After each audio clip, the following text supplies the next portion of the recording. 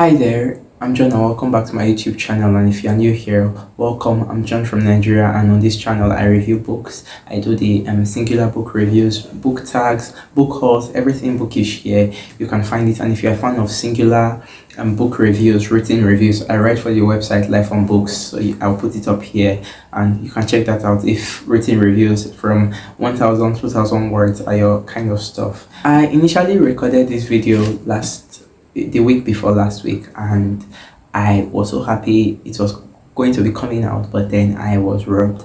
As I mentioned in the post very recently, I was cornered and my phone was taken. So you will notice the difference in quality. I'm using something else for now, but my phone was taken, someone was taken, but I was unharmed. I was hit once, but I was mostly okay for the most part. So I went home, recuperated, and yeah, I'm back. So I'm sorry that the quality will not be at the same level, but we'll be managing this for now until I think we can move up to something else. But yes, it's the long awaited Anna Karenina book review. I finished this back in December of last year, and I was so pleased to be done because it took me 5 months. There's a post I have here that's one of my bigger shorts, and people have been finding it for some reason. And yes, it took me 5 months to read this book from start to finish, and it was a ride, a long, tiring, frustrating, amazing ride. And yes, we're going to get into the review. And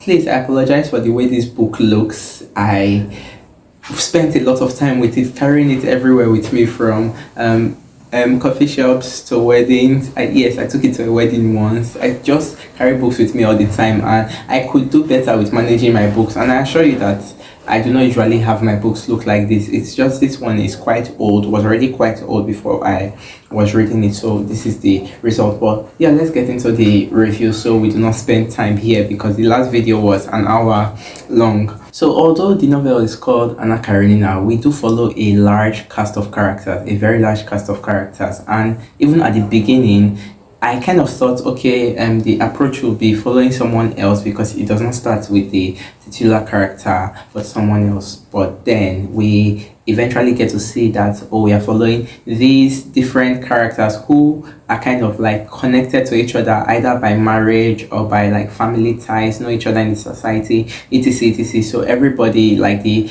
major cast of characters, know each other and are connected to each other in some ways. And this is how we follow these people, these wealthy Russian aristocrats in high society. We follow their lives and the things that occur in their lives, they are rich people, but at the same time they kind of have like daily struggles, have the kind of existential crisis that regular people have, do the kind of things that regular people have, because then human beings are human beings at the end of the day. And so for breakdown, I would say we have about 6 major characters, 6 or 7 that we follow, right? But then I would say there are 2 at the forefront that we get more of than other characters. But the 6 of them are Oblonsky, then we have Anna, the titular character, then we have Levin, then we have Vronsky, then we have the Sherbatskys, Dolly and Kitty specifically, then we have Karenin. But yeah, the tie is this: Oblonsky is who we start the novel with, and is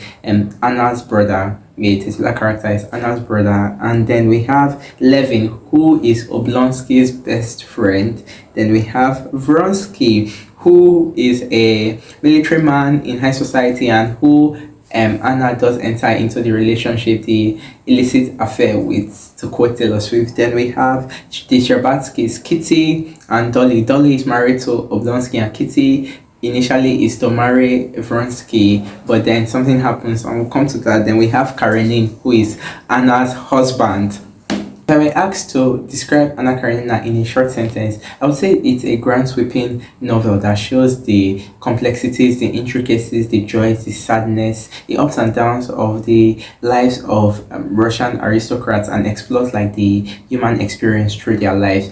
And I will also say that this book reads and feels very much like a soap opera. I don't know if you know Telemundo, but it feels like those telenovelas so much so. But the only thing is that it's more rooted in reality, right? And stripped off like the outlandishness. It has outlandishness in it, of course, but then it's stripped of those aspects of outlandishness that are more like plot service and etc. But yeah, that is the indifference. If not, it's very much like a soap opera drama in every sense of the word, just like bookish form. And so throughout the novel, we get alternating POVs. At the beginning of the novel, we open with Oblonsky and we see that he has cheated on his wife with their governess, and the house is in shambles and the children are not being taken care of. The servants do not know what to do. Oblonsky is in his room, like sleeping off. Dolly is locked in her room, crying her eyes out. And what happens initially is that he's trying to see how Oblonsky to manage the situation, and what he decides to do is invite his sister Anna over to help smooth things out between him and his wife,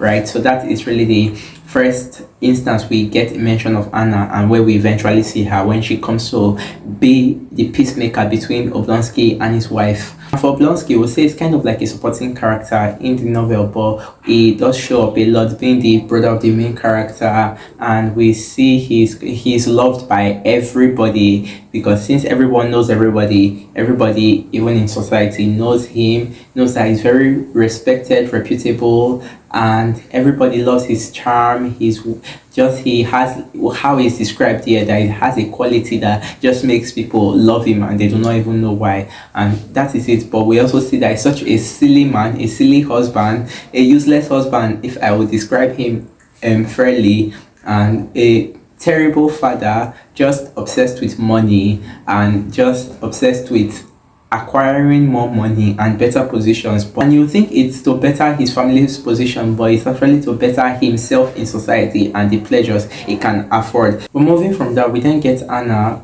like I said, introduced as a peacemaker. But all this, like, the story really begins when there's a certain ball that is thrown for, I think it's thrown by the Sherbatskys, and Kitty, at that point, Kitty has been in talk with Vronsky. I don't know, it seems he has been courting her, and the expectation from her family is that he's going to propose on that night. But also, there's Levin, who has just returned from where he stays in Moscow, because he does not stay where the major cast of characters stay, right? And so he comes to, I don't know if he stays in Moscow or in another part of Moscow or something like that, but he comes to this part and he wants to also propose to Kitty, because he has been in love with her for a very long time, since he's very close with her family, right? Stay with me. I think, and besides, this is going to be a spoiler kind of review, maybe not too much spoilers, because how do you spoil an 800-page novel, right? But then I would not be like holding things too much, because I want to be free to talk about it. But yeah, Levin has been in love with Kitty, and so he's intending to propose to her. And the thing is,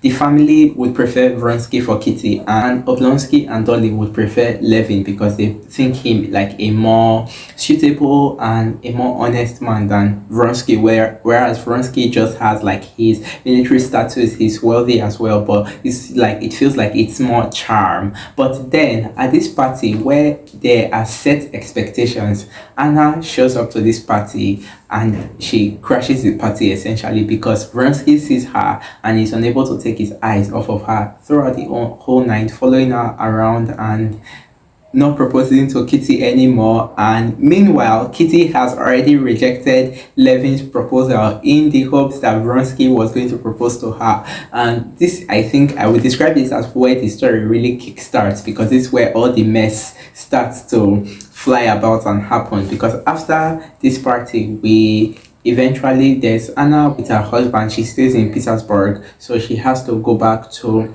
where she stays with her husband. And even then, Vronsky seeks her out, and it's like trying to attempt to get with her, but she's married and she knows. And at the beginning, you kind of think she's against it, because we also learn from Anna and her description that she does not like Karenina, her husband, very much. I think she married him when she was quite young. They have a son, but then she describes him as being someone that he's not to the general public. So while the general public think he's this kind, honest, upright man, and we do not see any cause to think that he is not. She just has this disdain for him and thinks that he's more of like a, I don't know what the word I'm looking for, that he kind of hides his true self. And so Vronsky is still chasing and trying to kind of, I don't know if to use court as a word, but it's still trying to do that to Anna. And slowly Anna begins to fall for the games, and at the beginning it's just like more games, more flirtations, right?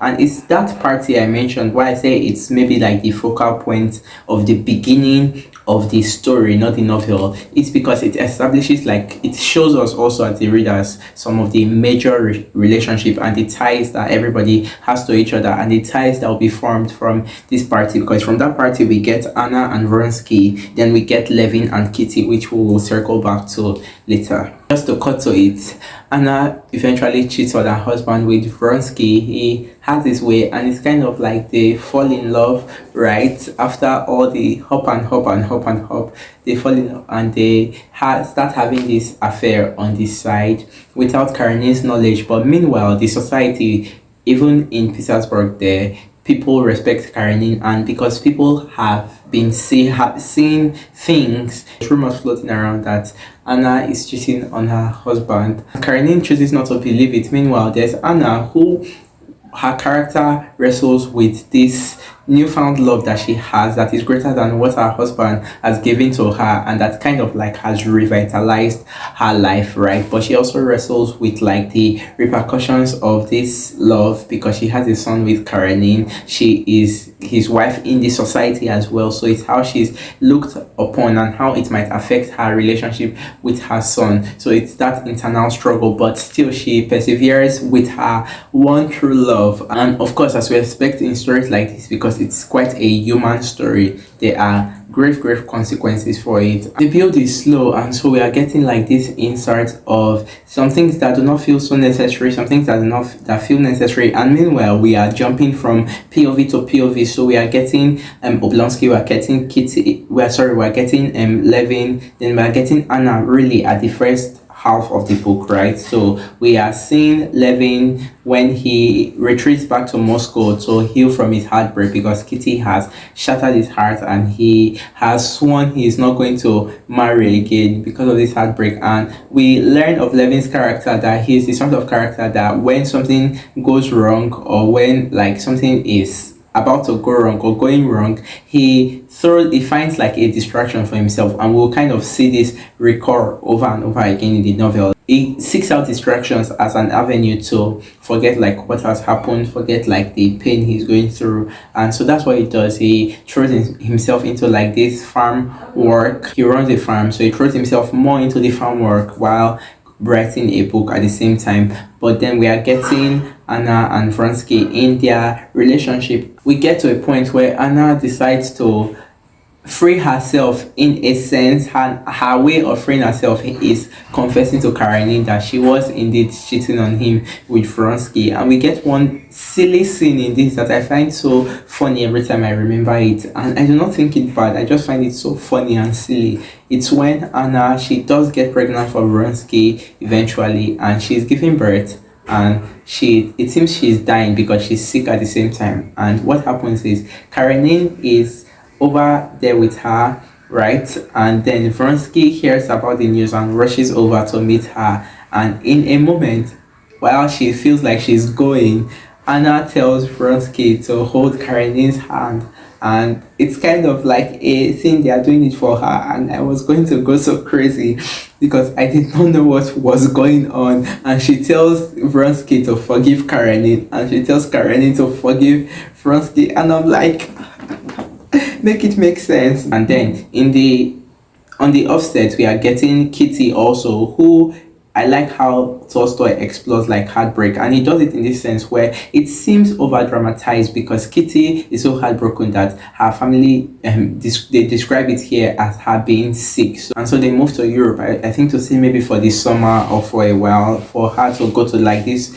wellness retreat that kind of feels more like a mental hospital if you read it and if you peep it. So that's what it feels like. But I like the way it's written, and it seems like, I know it's kind of, while it seems over dramatized and it seems like, oh, it's extreme in that sense, it makes sense that this kind of thing happens to somebody and this is the reaction, that it so upsets their life that they need like this kind of let's say medical care, or a sort of like psychiatric treatment, not psychiatric maybe, but maybe that's too extreme, but something like that. And I like that it's inserted in the book. And while in Europe, so Kitty is getting well there, and eventually on the other end, Oblonsky and Dolly, his wife, she eventually forgives Oblonsky and agrees to take him back, and it seems all lovey-dovey, right? But as the novel progresses, you kind of see that something actually breaks in their relationship and breaks in Dolly, but it's not like outwardly shown, but it is more like internal for Dolly, and she just decides to go through with the marriage just for the sake of the children, because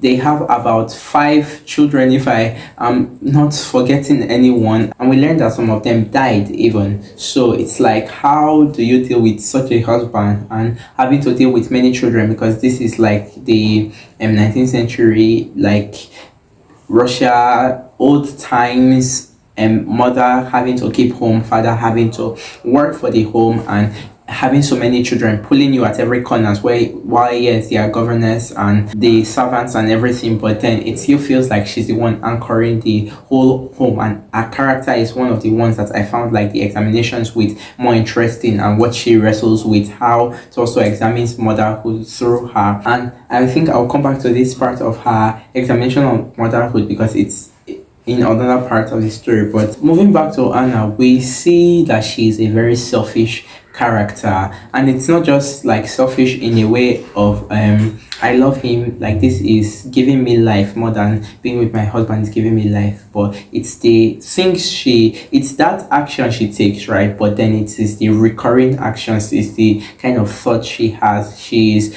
kind of more important in her eyes, like her self-preservation, the preservation of our own heart is more important than everything. And like I said at the beginning, doing something like that in those times had to have had consequences, because where we leave off on the first act is that she, after giving birth, she does not die. She gives birth to a daughter, and she eventually moves away with Vronsky. And even before that, it's like in Vronsky's character, I don't know if you feel more forgiving towards him because he actually loves her, because there's a time where he tries to kill himself. He actually shoots himself in the chest because of her, when I think he thought she was going to die, right? And so what's the point of living? And in a bit, someone finds his body and rushes him to the clinic, so he does not end up dying. So there's I don't know if to say there's I don't know if it's admiration for their love, right? Because the love, we can say, is there. We can see what it does to Anna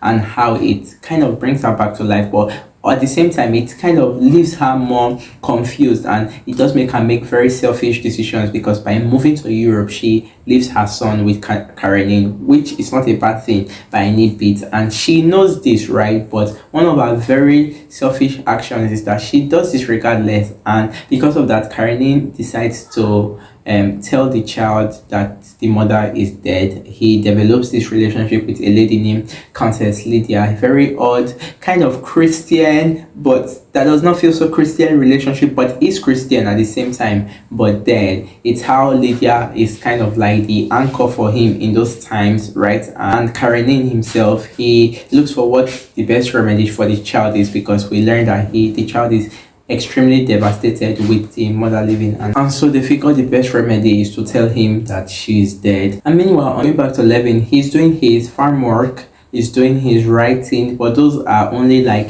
helping him for a while. He does get over the Kitty heartbreak, right? I said when he like is in a kind of rut, finds a distraction, but then we end up seeing that the distraction is not enough for him. So there's this point where what Tolstoy does, I think with Levin's character, he's like maybe the one we see like the most humanity. I don't know if that makes sense, but where we get more human exploration, the character will get more human exploration with, because in Levin there's a point where he decides to amplify the state of his farm, right? But then he wants to do it hand in hand with the farmers, because he is the boss, he's the commander of the farm. But then there's a point where he decides to take up work with them, like in the actual plowing, doing everything. And yes, when his brother Kuznetsov is around that time, and his brother finds it very odd that he decides to do it, but we see that this is something that Levin wants to do for himself, for kind of his soul. And it's just this very human interaction of the master interacting with the people working under him, because in this book we get a lot of like these conversations are surrounding like labor and work in those times, and like the farmers and like the landowners, stuff like that I found interesting. I'm at the time of reading the novel, not like I can recall all of it. I found those inclusions very interesting, because those conversations are the kind of conversations that the men have with each other. They are the kind of conversations that are like they are bonding conversations for the men especially, and because they have like jobs, like professions, also they have like traits, so it's the kind of things that we see them talk about over and over again at different points. And it's also a source of intellectual conversations, because we see that also in the book, those very intellectually stimulating conversations between a group of men gathered together. And it's usually maybe around these things, whether it's education in Russia, the necessity for schools, or like the method of farming being used, comparing it, the one being used in Russia, comparing the one being used in Europe to it. So I like those little bits and those sections thrown in here, just like, and they make for very interesting thoughts when they come up, like something to ponder on. And having like Levin's character do this with the farm people at the side, just to see what it's like to be in their shoes, right? Because then his book writing, he gets, I think we can say, gets tired of it, but even this endeavor he decides to take, he does enjoy it. And every time we get these little moments, what we see is that Levin feels like he's, like, we can say, kind of enlightened, I don't know if to say spiritually in a way, only for him to later, we can just, the basic word to say is that he gets bored of these things. They do not hold him for a long enough time. But eventually what happens is that Kitty returns from Europe, right? And then he learns and he goes back to visit Kitty, and she's ashamed at first because she rejected him and all that, the back and forth drama, right? But then he does propose to her and she does accept. So that is that relationship being established here. And very quickly they do get married. The marriage is prepared for it. I like the way it's like plays out here. It's so, Levin is quite older than Kitty, right? Of course, but at the same time, it's just like so fresh, so new to them, and it's this like newlywed experience. You can just feel it very palpable from the way it is written, and it's just like so funny, so exhilarating. So many moments like that of pure bliss in the novel, even though there are moments I felt where, I will not say necessarily dull, but I felt it's not a difficult book to read. I thought Tolstoy was going to be like a very difficult author to read, because when I heard of Russian literature, I thought, okay, difficulty. I've heard Dostoevsky is very complex, but we see it is bulky, it has substance, but then it's also easy to read. I did not mention, but my translation is this Joel Carmichael's Modern American translation, and it's not really like, I would say, when I usually buy Russian classics, I usually buy the Constance Garrett translation, because we hear that she's one that the authors themselves approved, and that the ones that she's like the most notable one. So I kind of compared this translation with the Constance Garrett one on a library e-copy I saw, and it kind of felt like he was writing with her translation, just like maybe giving it a more modern spin that I didn't even think was so modern. It's just some change of words and sentence pattern, but really took a lot from that translation. So that's why I decided to follow through with this one, and I really enjoyed it. But back to the novel, Levin gets married, and so it's the newlywed experience with him and Kitty, and it's so funny and frustrating because then they are not used to it. So the honeymoon phase is there, where it's like pure bliss for a while, but then we now see the marriage complications that they feel so silly, but you can understand them in context of like the characters, where Kitty, who is so young, she does not understand why Levin has to go away from her all the time, and it feels like she wants to hold him, and he does get tired sometimes of the fact that he does not have this freedom to go out without her worrying about him all the time. And one of the most touching, most painful human moments in the novel is how we see grief handled. We have Levin's brother Nicholas, if I'm not mistaken, I think Nicholas, yes. He is very sick at the beginning of the book, right? He's the ostracized brother.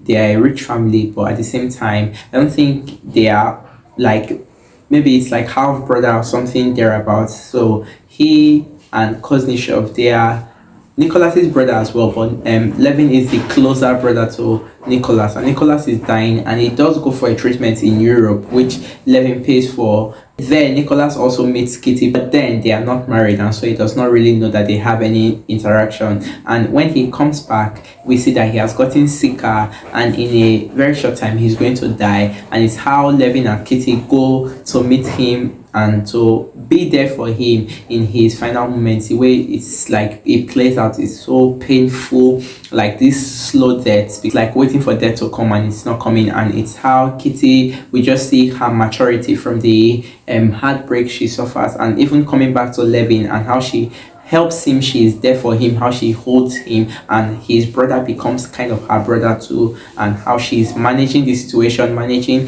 everything around them, and trying to do the best to make it comfortable for him to die and for her to be there for Levin. And I think that was the one moment in the novel, the Nicholas death part, where I actually cried. I was in the bathroom reading that day and I lost it, because there's when Nicholas is about to die, he says, I feel I am on my way. It calls Levin and says, I feel I am on my way. And just that phrasing, I lost it. I was a mess for a while. I just cried and sobbed. And it's when he dies, just the effect on Levin, the depression, which you can understand. Like, dealing with grief is very different for people, and all Kitty can do is just be there present for him. And of course, it's a book that spans, I think we can say, about 2 to 3 years, maybe 2 years. And so yes, time does pass, and meanwhile we're getting Anna and Vronsky in Europe, and now they have had their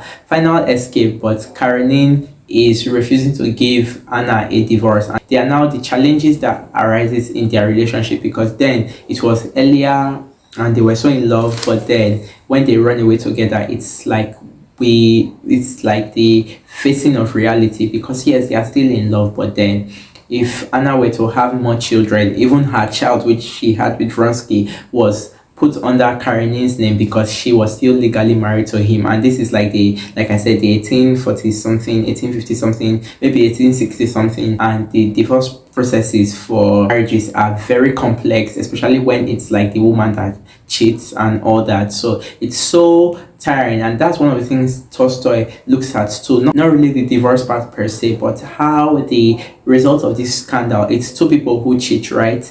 And it affects Anna, the lady, more than it affects Vronsky. Because yes, we can say Vronsky does lose some level of respect in the society. His comrades, everyone is wondering what is wrong with him. His mother wonders what is wrong with him, going off with this married woman. But then there's Anna, who, because of this cheating, they stay in Europe for a while, just diddle and diddle around, do not do much, and for a while they go back to visit Petersburg, and it is like no one calls on Anna, no one comes to visit her, nobody can come to visit her, because they cannot be seen with her, a woman who is like so scandalous and has such shame attached to her, right? And it's how the society treats her. Even the lady princess, I think it's Betsy, who is one of the people who pushed for this relationship between Anna and Vronsky at the beginning, because it seems there's this club of rich women who gather together and they kind of have these secret affairs, right? So even Betsy,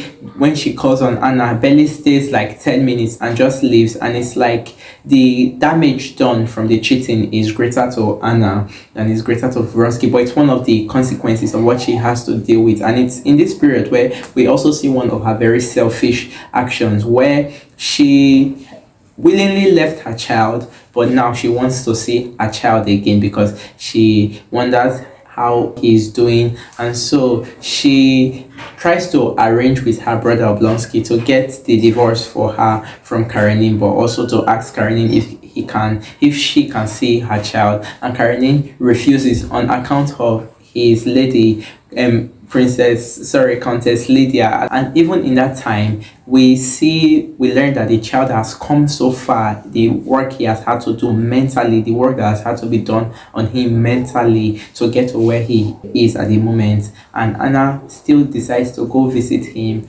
and he is very happy to see her, but it kind of shatters the thing that has been built up that she was dead, and he's happy that she was not dead, but at the same time she sees him for a bit, leaves him after that, and then it's like the work that has been done for him internally, it's like she shatters it without thinking. This is the issue. She's such a selfish character and a frustrating character to read, and you sympathize with her still at many points, but I think you are more angry with her than you sympathize with her, because most times she thinks her self-servicing nature is in service of whoever is at the other end, but most times it's always for herself, right? And they eventually go back to Europe, and Vronsky is engaged with projects, building a hospital and things like that. And we see that Vronsky does sacrifice a lot for Anna, because he quits his military job, which I think was the cap of like the craziness for everybody, because how could he have done that we'll say for Anna, but for a woman really is what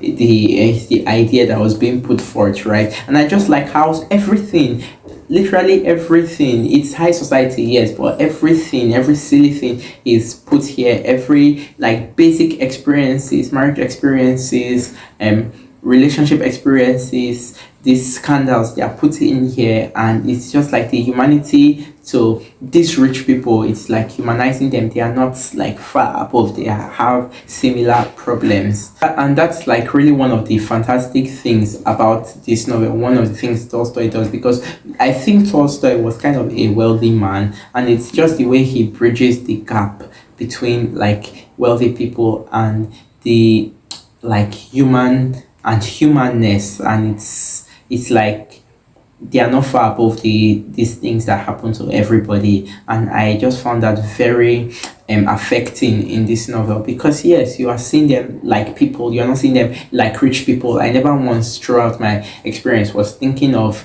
them like, oh, except yes, they are going to, it's really a book filled with drama, and people know each other, going to each other's houses, throwing these balls, throwing these parties, right? But then there's the things that happen to them, and it's like everything that happens to them is human. It's kind of foolish if you go, oh, they are rich and they have money and they sort that out. That's not, then you miss the mark, you miss the point. And I really enjoy what Tolstoy, how like he strips these people down to like their very humanity, and we see them for what they are, people, like I said.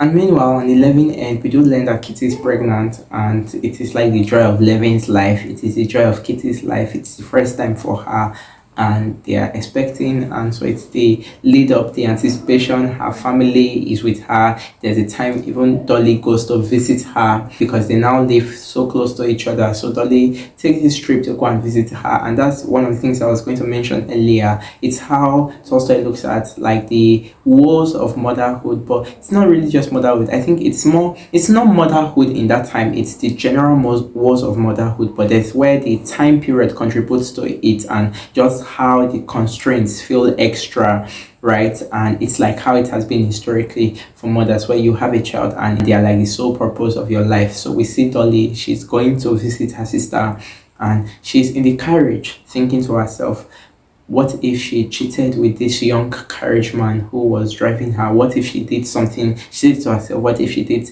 something similar to what Anna did? Like she admired, while she found it hard to reckon with the fact that Anna had cheated when Anna had helped her settle like the relationship with her and her husband, which is Anna's brother, right? She saw an aspect of freedom to what Anna did, and she thinks of this because that is the first time she's leaving her house in months. That is the first time she's getting away from the children in months. She's not having a little one pulling at her body, needing something, asking for something, crying for something. And it's just that frustration, and you get where she's coming from. You understand her plight. You feel so sad for her, rather than wonder why she would be thinking such a thing. The initial reaction is just this painful sadness because she feels so trapped and her husband is not doing much. She even admits to not loving him anymore, and it's like her purpose now is just for the children and she loves them, but they are also taking so much from her, right? And it's like, what if she just left them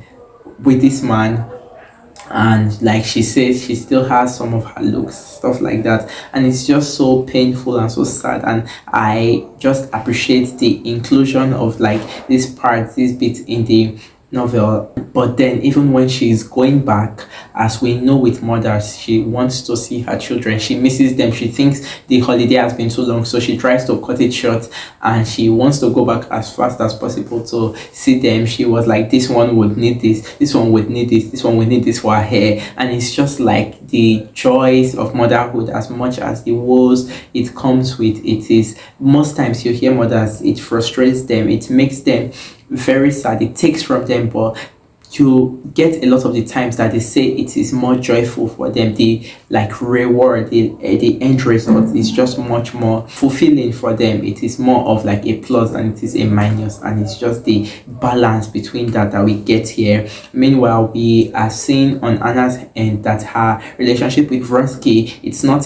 getting better because Karenina is refusing to give her the divorce, which he once offered her and she refused to take it. Now she wants it and he's not giving it to her, and even tries to back it up with the Bible. And it's just like these silly antics that he has, and ultimately you do not feel mad at Karenin, you just feel so sad for him because of how damaged he feels from the result of Anna cheating on him. Not just reputation wise, because then he is kind of a laughing stock, right? But at the same time, it's the heartbreak that comes with it. It's that heart shattering because he was not expecting it. And meanwhile, everybody clearly knows who she's cheating with and where she is. And Vronsky is upset, not with Anna, but with the situation that Karenina is not giving her the divorce, because just that prospect that even his current child is not his own legally, and what of their future children. And even Anna does not think she wants to have future children.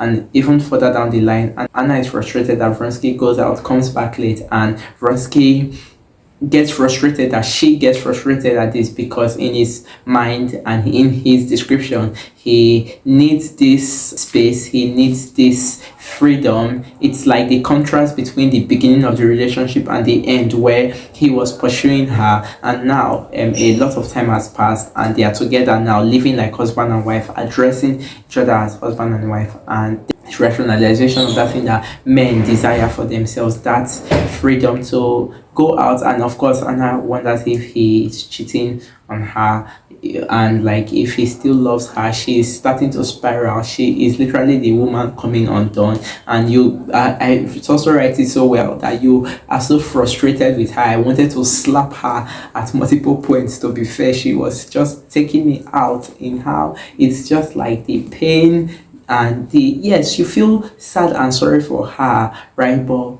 ultimately you feel more frustrated at her. It's like there's really just a few moments where she's happy and she's questioning her life choices, if she has done the right thing, cheating on Karenin, leaving him for Vronsky, moving to Europe. And there are times she's convincing herself that yes, she has done the right thing. Then there are times where Vronsky, he comes back late and she is hysterical, and they are having this like fights, these quarrels in their, I want to say marriage, even when they were not married, but it just so much felt like they were married. And yes, we do see that everything for Anna meets a very, very tragic end, which I learned about before this book ended because of the two other books I read during that time, The Idiot by Liv Batman and The Days of Abandonment by Elena Ferrante. Both books, I do not know how they knew that I was reading this book, but I just got to a point where I could not even escape it. I could not bypass it. I just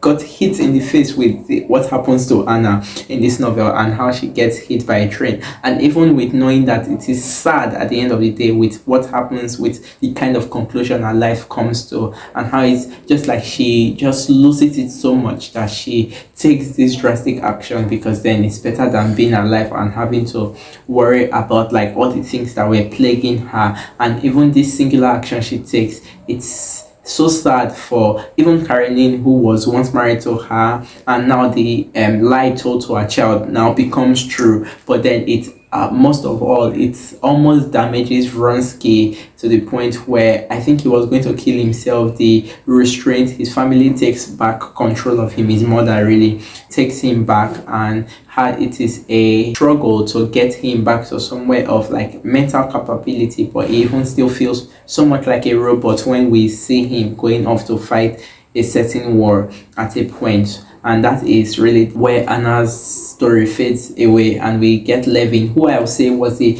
other main character of the novel, and he is at a point where he's so happy with his child coming and doing everything, trying to prepare everything, and then the child eventually come. And one of my favorite moments in this novel is when Kitty is giving birth, and you just respect women so much more because they are the only creation of God that can create another women life. And I was so not just moved by the woman and just bringing a life into the world, another life into the world, but it's how we see Levin, how he handles it, just the husband who really loves his wife, but it gets to a time where all this love is kind of useless because it is like he feels powerless. He does not know what to do. He cannot do anything. He goes to the doctor, and the doctor is going to go over and help her, right? But at the same time, he's wondering what he can do to make it better. So there are times where Kitty needs him by her side, holding him. There are times where she's screaming so loud and she wants him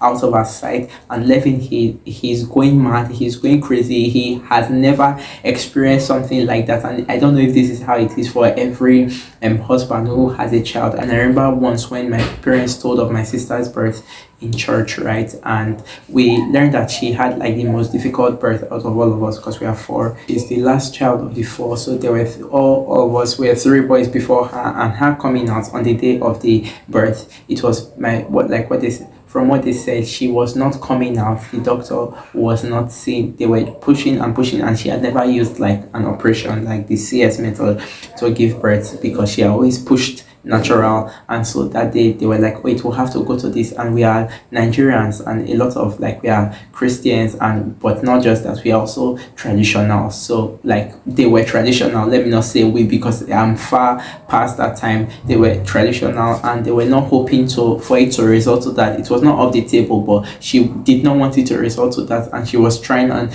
my sister was not coming out, and my daddy said she was screaming so loud and grabbing him, and the strength in her arms in those times is like unprecedented and unbelievable, and dragging him, and like he did not know what to do. Sometimes he would leave the room, be close, be praying at his side, and they eventually said what happened was my sister came out with one leg first, and so the doctor took a gamble and dragged her out with that one leg, and she came out very well. To assure you, she came out well. But he used that one leg to he had to use that one to pull the rest of my sister out. And I just respected women so much more just reading this, and Tolstoy highlighting just that powerlessness that sometimes all our knowledge, all our love comes to like what it amounts to. And eventually this major experience kind of alters Levin's life and state of mind for a time, because he is so happy when the child comes into the world that he's unable to explain how it is described was that there was this empty space,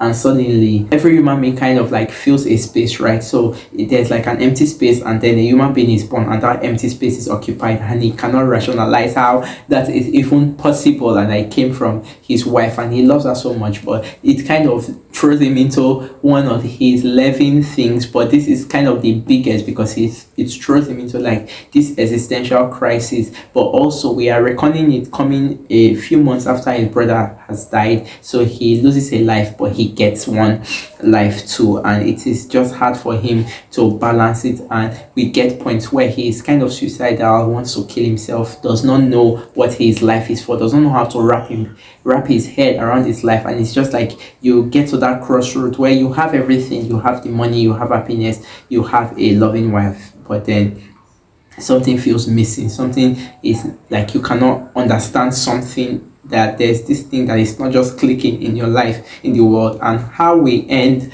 Anna Karenina is that we can say Levin essentially finds God through a conversation he has with a stranger, and it is the kind of ultimate enlightenment we see for Levin in this book, but also it is the final enlightenment, because for the first time he reckons and he gets to understand that everything cannot be smooth every time, and you do not attain happiness and expect to stay on like that plane of happiness all the time, because after it seems like he finds God and he is like this. I think a bit of Christianity is explained to him, like the moral aspect of our human selves and everything is told to him by this stranger, and it just enlightens him in such a way that it's, you can say, it changes his life right there on this spot and changes his outlook on things, and he wants to be better, he wants to live better. But for typical Levin, he wants like this happiness to carry through. He thinks that because he has recently found his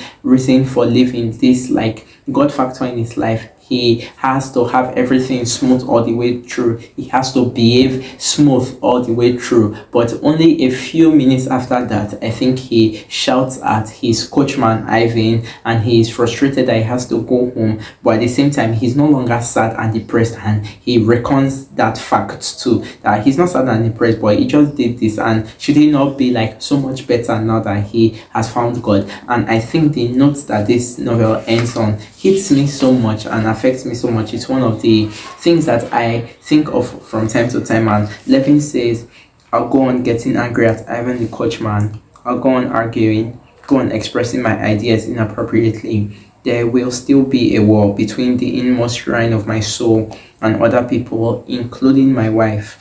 I'll go on blaming her because of my own fears, then repent. I'll go on not understanding with my reason why I pray, and go on praying. But from now on, my whole life, no matter what happens to me, every second of it is not only not meaningless as it was before, but it has the incontestable meaning of the goodness I have the power to put into it. And that thought, that it just hits me so much, the line that has the incontestable meaning of the goodness I have the power to put into it. So it's the point where he realizes that the idea of attaining such a higher plane, and that it has to come like the enlightenment, something that is so bigger than himself, like the thing that has to give him joy, that has to illuminate his life. It has to come all the time. It has to come all the time, that there's no need for a necessary action. I think this is where that wall is broken for Levin, when he kind of finds God, and it is the realization that there is the joy you can put in your life, there is the happiness you can put in your life. No, it's not always smooth, it's not always rosy, but then there's what you can do, there's what you can put forth, and it just astounds me so much. And I love that Tolstoy ends on this note for this novel about so many wonderful, complicated human characters, irrespective of the social class that they belong to. And it's really a novel that like deconstructs the idea that people that belong, that are rich, do not have life problems, do not have matters of the heart, that these things should not affect them, that these things should not be of importance to them, that their money absolves them of everything, and it is rubbish. And I adore this novel. I love it. I love it. I love it. It was difficult at points because of all the slow moments, right? And he has a great eye for capturing like this intricate and complicated aspects of like human living, right? But at the same time, it frustrates you because of like these things he does, where he's going on and on about things that I felt okay, something should have been left out, because it is a slow novel. It's a novel that requires your patience, and he asks for your patience. And I do think he gives a befitting reward for the patience you offer to him. But then of course not everything can be perfect in that respect, but at the end of the day, I loved it so much. I gave it 4 stars ultimately, and it was number 8 on my top 10 last year. And I have had a few comments like since making that short that was going around, of people asking if I thought this was worth it, if I thought the experience was worth it. And Absolutely, 100% yes, please. I know someone even mentioned having seen a summary of it and just reading the summary. I do believe that you can still very much enjoy the novel and get the lessons that it has to offer, get the promises that it has inside of it, and you can get everything that can still affect you and affect your eye. And it's just a human novel, and for that, champion it so much now. And yes, I adore Tolstoy. I guess I finally read him after owning this book for I think 5 years. So I was so happy with the end, and I don't think I'll be reading Tolstoy maybe for another 2 or 3 years. I used to own One Piece, but not anymore. But yeah, I will be getting to that maybe one day. And yes, my next stop now is Dostoevsky. So please, I recommend Anna Karenina. And if you enjoyed this video, please like, comment, share, and subscribe. It's probably going to be one of my longest ones in a while. So if you made it to this point, please put a heart emoji first before your other comments. Please leave non comments. I appreciate them, and also I would love to get back to doing this properly since recovering from the past 2 weeks, and maybe eventually try to upgrade the phone for the quality if anything, because I enjoy doing this and I will still love to continue doing it. And yes, just upkeep to support myself, because I did lose some money to the people who took my phone. So if you want to support in any way you can, please reach out to me in the comments, and I can maybe give you a method depending on what you ask or what you have to support with. Thank you so much for watching, and I'll definitely see you in the next one. Bye.